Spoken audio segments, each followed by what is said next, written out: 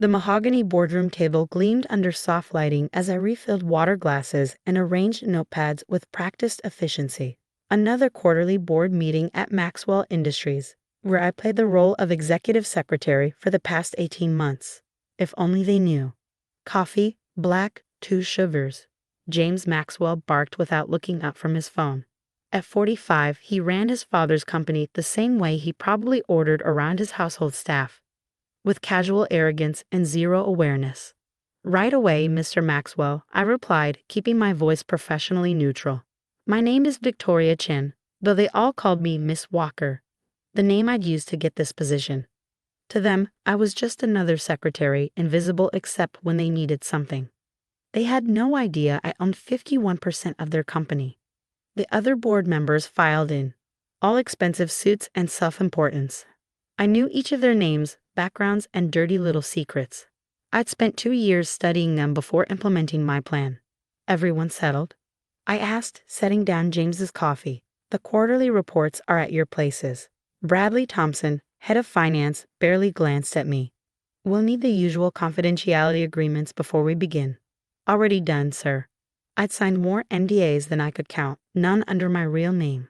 The irony was delicious. I took my usual seat in the corner, laptop ready to take minutes. This particular board meeting would be one to remember, though not for the reasons they expected. First quarter results are disappointing, James began, frowning at the spreadsheets. Revenues down 12% from projections. The Asian market's softer than expected, Bradley offered, and the new product line isn't performing. I bit my tongue, but not hard enough. Perhaps if we considered the cultural preferences study for marketing. The silence was immediate and crushing. Secretaries didn't offer opinions at board meetings. That wasn't our place. I'm sorry, James's voice dripped condescension. Did the secretary just try to give business advice? Charles Wilson, the oldest board member, chuckled. Careful there, Miss Walker. Don't strain yourself thinking about things beyond your expertise. Heat crept up my neck, but not from embarrassment, from anger. The same anger that had driven me to spend 5 years building my own technology company, then using its profits to quietly buy up Maxwell Industries stock through a maze of shell corporations. The same anger that had led me to take this job to watch from the inside as they ran my investment into the ground. My apologies, I murmured, returning to my notes. Let them laugh. Tomorrow everything would change. The meeting dragged on, a parade of missed opportunities and poor decisions. They dismissed marketing's warnings about the product line, ignored R&D's suggestions for innovation, brushed aside HR's concerns about talent retention. I documented every mistake, every dismissal, every example of their arrogance, not in the official minutes, but in my private notes. Evidence I'd use later. One last item, James announced. The Sherman contract. My fingers paused over the keyboard. The Sherman contract, $100 million deal that would either save or sink the company, depending on how it was handled. Tom's team has the proposal ready, Bradley said. Standard terms, aggressive pricing. We'll undercut the competition and lock them in for 5 years. I couldn't stay quiet. Not about this, sir, if I may. James slammed his hand on the table. Enough. What could you possibly know about the Sherman contract? Only that Sherman Industries specifically requested sustainability commitments in their RFP, I said quietly, and that their CEO has publicly stated they won't sign long-term contracts without environmental compliance guarantees. And how exactly would you know that? Bradley sneered. It was in their press release last month, and in the private conversations I've had with their board. But they didn't need to know that part. Press release or not, James cut in, you're not paid to analyze contracts. You're paid to take notes and get coffee. So please stick to what you're qualified for. The other board members nodded in agreement. In their minds, I was just an uppity secretary who needed to be put in her place. If they'd bothered to really look into Miss Walker, they might have discovered that I held degrees from MIT and Stanford, that I'd built and sold 2 tech companies before I turned 30, that I'd been featured in Forbes 40 Under 40. But they'd never looked, never questioned. A young Asian woman applying for a secretarial position didn't trigger any alarms. Their mistake. Of course, sir, I said, returning to my notes. My apologies for overstepping. The meeting ended with a series of self-congratulatory remarks about their brilliant strategy. As they filed out, James paused by my desk. "Miss Walker," he said, his tone patronizing, "I know you're trying to be helpful, but please remember your place. We can easily find another secretary who understands professional boundaries." I smiled, thinking of the registered letter being delivered to the company's legal department at that very moment. "Yes, Mr. Maxwell. I understand completely." After they left, I sat alone in the boardroom, looking at the empty chairs where tomorrow's drama would unfold. The letter would be on James's desk by morning. Official notification that Victoria Chen, majority shareholder of Maxwell Industries, was calling an emergency board meeting. They'd spend tonight scrambling to figure out who Victoria Chen was, how she'd acquired controlling interest in their company, and what she wanted. They wouldn't find much. I'd been very careful about keeping my real identity private. They'd have to wait until tomorrow to meet the actual owner of Maxwell Industries. I gathered my things, straightened the chairs, and turned off the lights. One last day of playing secretary. One last day of being underestimated and dismissed. My phone buzzed.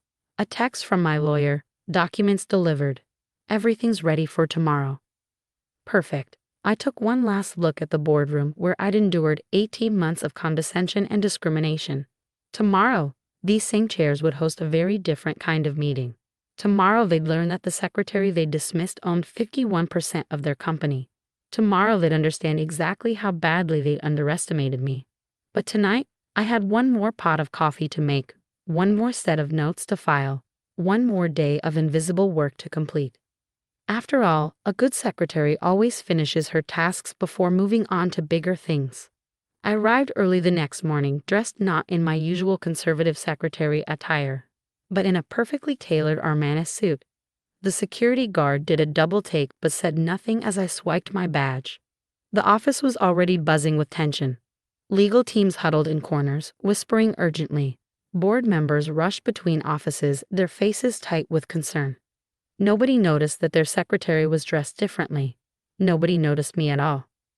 Right on schedule, James burst out of his office, waving a document. "Find out everything you can about Victoria Chen," he shouted at his assistant. "I want to know who she is, where she came from, and how the hell she got control of my company." I smiled, organizing papers for the emergency board meeting.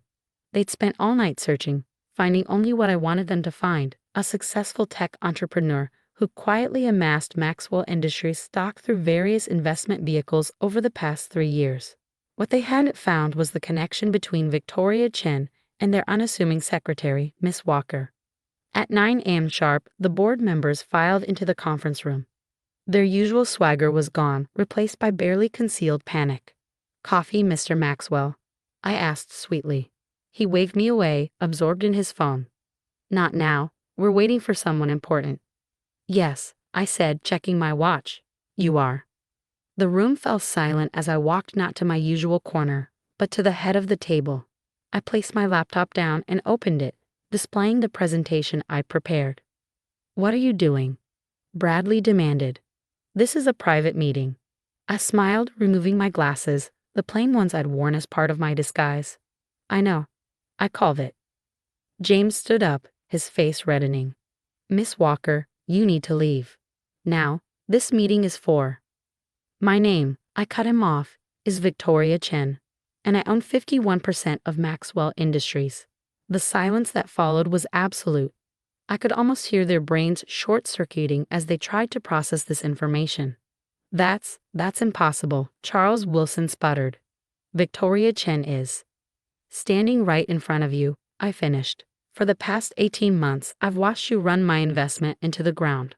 I've documented every mistake, every missed opportunity, every instance of mismanagement." I clicked to the first slide of my presentation. Their faces drained of color as they saw their own words quoted back at them, alongside graphs showing the company's declining performance. "The Sherman contract?" I continued. "They're not signing it.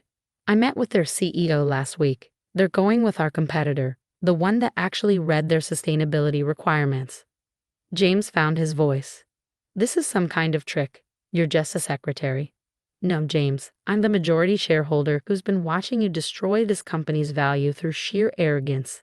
I turned to my laptop and pressed enter, and I'm not done. The screens around the room came to life, displaying live video feeds of offices around the world.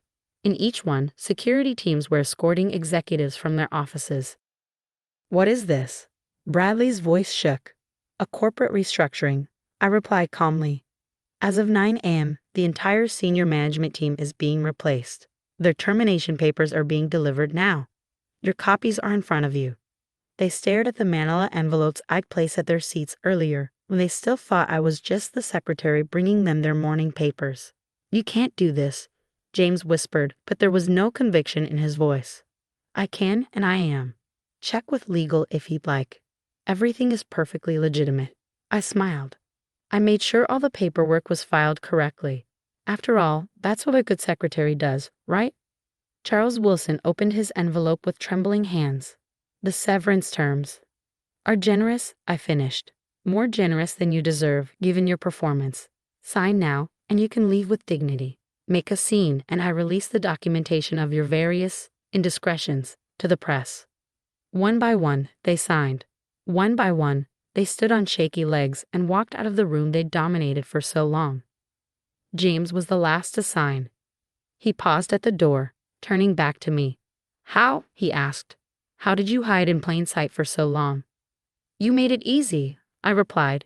"You were so convinced of your own superiority that you never really looked at me. Never wondered why a secretary took such detailed notes about market trends. Never questioned why she understood complex contracts and financial statements. Because you were just the help," he said quietly, finally understanding. "Exactly. Your prejudice was my perfect disguise." I stood up, straightening papers out of habit. "Goodbye, James. Try not to underestimate the next secretary you work for, assuming anyone hires you after this." After the boardroom emptied, my phone buzzed with messages. The restructuring was proceeding smoothly worldwide. Stock prices were already rising as news of the management changes spread. My new executive team, handpicked over the past year, would arrive tomorrow. But today, I had one last thing to do. I walked to the office kitchen where I'd made countless cups of coffee. Sandra, one of the janitors, was there emptying trash bins. "Miss Walker," she smiled. I guess I should call you Ms. Chen now." "Victoria is fine," I said, pulling an envelope from my bag. "I have something for you." Inside was a promotion letter. Head of Facilities Management, reporting directly to me. "But I'm just a janitor," she stammered. "No," I corrected her. "You're someone who knows this building and its people better than anyone. Someone who works hard without recognition. Someone who deserves a chance to prove herself." Tears filled her eyes as she read the letter. "Thank you. Thank you so much." "Just promise me one thing," I said, heading for the door. "When you're hiring your own team, don't ever use the word just. There's no such thing as just a janitor or just a secretary. Today proved that." I spent the rest of the day in my new office, James' old one, beginning the work of rebuilding Maxwell Industries. The view was different from up here, but I found myself missing my old desk's vantage point. You see things differently from the bottom. Important things that people at the top often miss. That evening, as I was leaving, I passed my old desk. A young woman was sitting there, one of the temporary staff hired to help with the transition. "Excuse me," she said timidly. "I'm not sure how to work this coffee maker." I smiled, remembering my first day here. "Let me show you. I've had some practice." Because sometimes the most powerful person in the room isn't the one at the head of the table. Sometimes she's the quiet one in a corner, taking notes, watching, waiting for the perfect moment to reveal that she's been in charge all along. The next morning's Wall Street Journal headline read, "Maxwell Industries Shocker. Secretary revealed as majority owner ousts entire board." But the real shock wasn't that I'd bought the company. It was that I'd shown them exactly who I was, day after day, and they'd been too blind to see it. Their prejudice had been my greatest weapon, their arrogance my perfect cover, and now their company was